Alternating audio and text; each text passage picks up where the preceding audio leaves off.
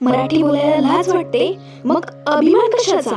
मराठी फक्त भाषा नाही, तो आपल्या आईचा आवाज आहे, आपल्या मातीचा सुगंध आहे, आपल्या संस्काराची ओळख आहे. ज्या भाषेत आपण आई म्हणतो, ज्या भाषेत आपण बालपणाची पहिली कविता शिकतो, ज्या भाषेत आपण आपली स्वप्न रंगवतो, ती भाषा मराठी.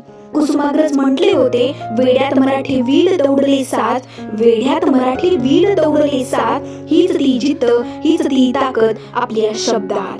आज ठरवा मराठी बोलू अभिमानाने, मराठी लिहू आत्मविश्वासाने आणि मराठी जपू प्रेमाने. मराठी ही लाज नाही, तो आपला स्वाभिमान आहे. मराठी ही लाज नाही, तो आपला स्वाभिमान आहे. कारण भाषा टिकली तर संस्कृती टिकते, संस्कृती टिकली तर आपली ओळखही टिकते.